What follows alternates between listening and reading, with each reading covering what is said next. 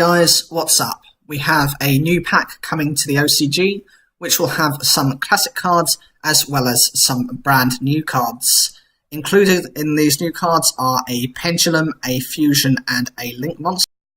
The first card is Performer Pal Labellman. This is a light fairy Pendulum level 6 with a scale of 1 and has 100 attack and 2600 defense. And its Pendulum effect is, once per turn, you can increase the levels of all Pendulum summon monsters you control by 1, even if this card leaves the field. The monster effect is, once per turn, you can target one other Performer Pal monster you control, and declare a level from 1 to 5. Reduce this card's level by the declared level, and if you do, increase the targeted monster's level by the declared level. These changes last until the end of this turn. The Pendulum effect is good as it means you can increase levels of summoned monsters.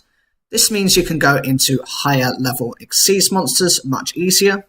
The monster effect is it enables a Performer Pal to gain levels. This is also useful for Xyz summoning much faster for higher rank of Xyz monsters. The next card is Mild Turkey. This is a Fire Winged Beast level 4 with a scale of 7 and has 1000 attack and 2000 defense. And its Pendulum effect is, once per turn, you can roll a 6-sided die.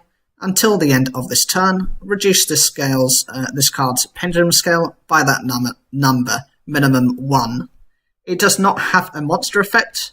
The card is able to alter its scale. This can be good if your hand is clogged with perhaps higher scale monsters. The next card is Ghost Beef. This is a Dark Beast Pendulum level 7 with scale 4. And it has 2000 attack and 1000 defense. And its Pendulum effect is, once per turn, you can roll a 6-sided die. Until the end of the turn, increase this card's Pendulum scale by that number, maximum 10. This is the other version of Mild Turkey, and if played to the best strength, you can Pendulum summon monsters between level 2 and 9, which makes it more flexible than most Pendulum monsters. It is worth having, despite being a normal monster, just for this effect. The next card is Venu, Bright Bird of Divinity. This is a light fairy ritual monster, level 8 with 2800 attack and 2000 defense. And its effect is, you can ritual summon this card with Primal Cry. Once per turn, you can reveal one monster in your hand, then target one face-up monster on the field. That target's level becomes equal to the level of the revealed monster, until the end of this turn. Once per turn, if another monster is tributed from your hand or field, except during the damage step, you can target one monster in your graveyard, add it to your hand. This card can force your monster to become a higher or lower level to be used as an Xyz summon or for another ritual summon, as if played correctly, may require only the 1 sacrifice rather than the 2 or 3, which can be normal for some of the older cards. This card can also replace the monster lost as a result of a tribute summon or a replacement from the graveyard, reducing the costs, typically the downside of many ritual decks. Card is Primal Cry. This is the ritual spell card for the aforementioned ritual monster of Venu, Bright Bird of Divinity. Its effect is, this card is used to ritual summon Venu, Bright Bird of Divinity. You must also tribute monsters from your hand or field whose total levels equal 8 or more. During your end phase, you can banish this card from your graveyard, then target one ritual monster in your graveyard that was sent there from the field this turn. Special summon it. This card, if played well, can be used to revive a ritual monster from the graveyard. The next card is Onikuji. This is a continuous trap card that says, once per turn during your standby phase, your opponent declares one card type, monster, spell, or trap. Excavate the top card of your deck, then if it is that type of card, your opponent draws one card. Otherwise, discard one random card from their hand. Place the excavated card on the bottom of your deck. This card is a bit of a gamble. They are likely to call monster, and in most decks, this is what you are most likely to draw. If played well, can force your opponent to lose cards, but if played badly, enables them to continue drawing cards. Next card is one of the new cards. This is Fire Opalhead. It is a level 6 Fire Dinosaur Pendulum normal monster with 2500 attack and 1000 defense, and has a pendulum scale of 0 and has neither a pendulum nor a monster effect. This is literally the most vanilla card you can get, having no effects whatsoever. This might seem like an odd choice from Konami, but it's also a clever one. The scale it has is one that I can't remember many, if any, monsters having. Those who probably do have very difficult effects to get off. Therefore, this now gives you access to your level 1 monsters. The stat lineup to myself seems very good, as its attack is very usable if Pendulum summoned, and the defense is justified since it is a level 6 or any higher, and it would have had to have been a level 7 at the least. It is a good balance card, which I could see have some play with decks that require level 1 monsters. From the top of my head, you've got Dustins. The next card is Moodragon of the Swamp. This is a level 4 Worm Fusion with 1900 attack and 1600 defense, and it requires 2 monsters with the same attribute but with different types. Its first effect is your opponent cannot target this card and monsters on the field with the same attribute as this card with card effects. Its second effect, which is a once per turn quick effect, you can declare 1 attribute. This card becomes the declared attribute until the end of this turn.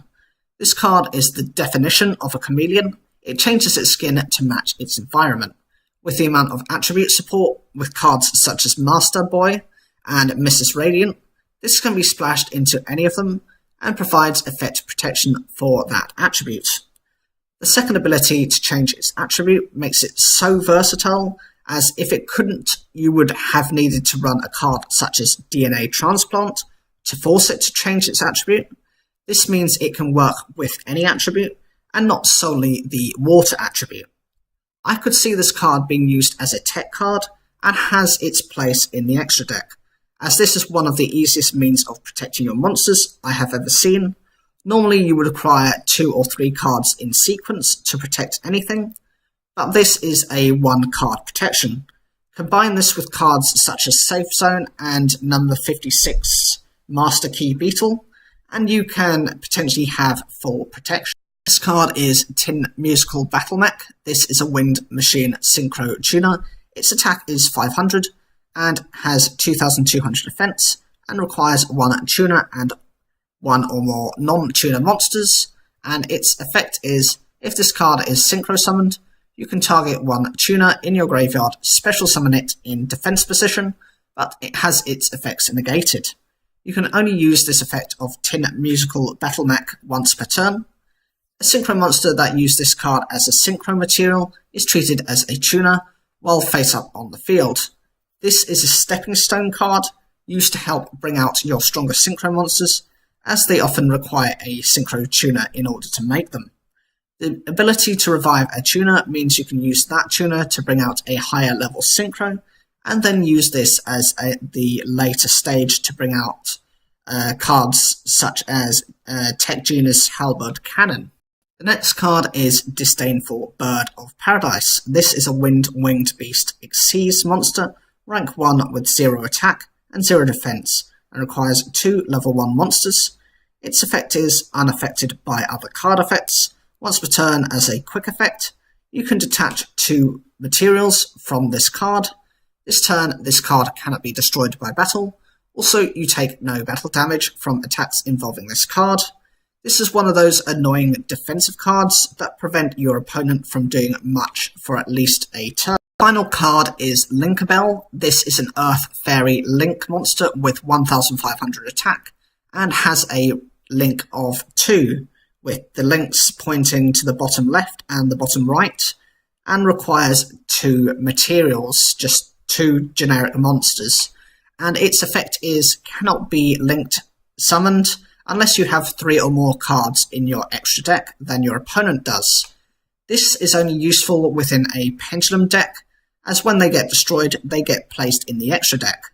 and can be used to stage into stronger extra deck monsters, as both of the link points are on your side.